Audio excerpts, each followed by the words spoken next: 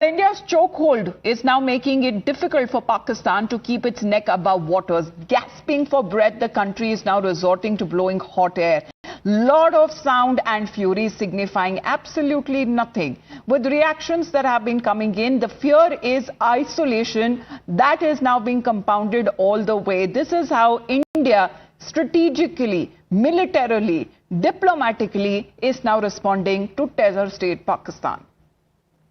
ये जो गोरी, शहीन, गजनवी, ये चौकों में सजाने के लिए नहीं हमने रखे हुए, ये हमने हिंदुस्तान के लिए रखे हैं। बाबा, ये जो 130 एटॉमिक हमारे पास वेपन है, वो हमने सिर्फ मॉडल बनाने के लिए नहीं रखे हुए। तो इसलिए ये सोचना भी ना कि आप पाकिस्तान की हदूद को क्रॉस करोगे।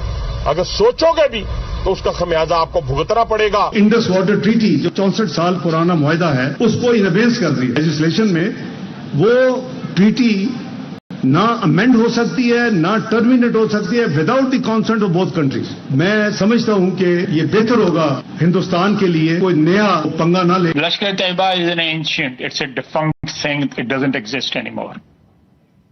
That is a name which is taken from the past and from the archive. Well, the fear of isolation is real for Pakistan because it is witnessing how the world is now standing and rallying behind India and against Pakistan's terror factory. Right from the US to UK to Canada to Germany, protests are being staged against the perpetrators of Pahalgam. On the other hand, even when Pakistanis are managing to put together a show of solidarity overseas, they cannot even get the act right. Look at these a bunch of people who are protesting outside the Indian High Commission who can't even get their flag. They cannot even hold their flag straight. And then they speak of waging a war against India. It is almost comical. Now this cluelessness is all pervasive, or perhaps it is the fear of what awaits that our cowardly neighbor, who has never even won a war in its lifetime, is desperately trying to build safeguards. Interestingly, the man who started this saber rattling is General Asim Munir, who somehow, after the Pahalgam attack, is missing. He is nowhere to be found. Clearly aware that it has bitten off more than he can chew, Pakistani proxies are also now retracing their steps. Remember, it was the the proxy TRF that hiding behind its internal audit to say earlier claims that it was involved in the Pahalgam terror attack. However, then it backed out. You just heard when it comes to the defense minister saying that Lashkar now is defunct. Imagine, that is a statement coming in from the Pakistani defense minister just days after admitting that Pakistan has been doing all the dirty work for the last 3 decades. Pakistan is clearly shaking in its boots. It is fumbling. It is stammering. The question is the bluff, the bluster and the false bravado the only ammunition that these Pakistanis have? All talk, no action. Pradeep, that is pure how to define Pakistan, because these are all tall claims that are coming in from its very small leaders, and they are very well in the know that they have no stand, no chance against India at all.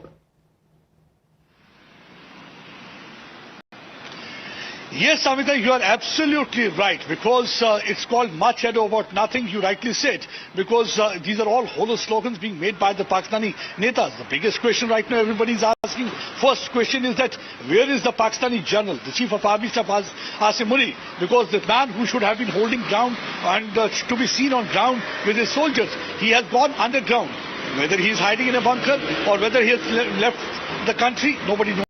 Because so far not a single word has been uttered from his side. He is nowhere seen. So that has also in fact led to that slant in the morale of the troop there. And the second thing is that when all these politicians, they come and give us a statement like that India has no legal viability, they can't amend this, that blood will be flowing. Everybody knows that these are hollow slogans. This is not really going to work because they had been yoke-mongering for the last several decades, and already India had called their bluff in 2016 also, because all these years they had been saying that when India is going to cross line of control, we are going to use nuclear weapon. What really happened? India crossed line of control. India sent a message loud and clear that if line of control is not sacrosanct for you. We too can cross line of control and can hit you hard where it's going to hurt you most. And India did it in 2016 with the first surgical strike. And the second time, Pakistan was caught napping. They had no idea by the time Indian Air Force was able to decimate and demolish Jaish-e-Mohammed headquarters. And this time also India has made it clear. So these are certain baby steps which India has taken. And you can see with the baby step, Pakistan has got so rattled. And in desperation and panic, they are giving such statements. And there is all one can see the dramatics and the theatrics from their side. But on the other hand, Indian generals, they are there on the ground. They know what they actually have to do. So far, no kinetic action has been taken. About the action that has now taken place. Of course, military level is something that has been taking place with these sweeping operations. Yawar can give us an update in the last 48 to 72 hours alone when it comes to these 9 terrorists who are affiliated with terror bodies and organizations, how their terror hideouts are now being demolished. Yawar. Well, exactly over a past 72 hours, there are many of the operations that were launched by the security forces against these networks. And the 9 houses of active militants have been demolished. Among them, 2 militants are operating from Pakistan. We have been given the understanding that such actions have been initiated after sending a strong message that whosoever has done the Pahalgam carnage will be dealt very sharply. We have been reporting continuously since the day one that what are the security perspectives that have been put in place across the Jammu and Kashmir, and so as this action which has gaining the grounds in the Kashmir Valley. But yes, yesterday back to back there was a statement from the Chief Minister Omar Abdullah, PDP Chief Mahbooba Mufti, the Srinagar MP Agha Ruhullah, and there was a statement from Omar that the guilty should be punished very harshly, but the public should not have political aspect to it, Yawar, in just a bit.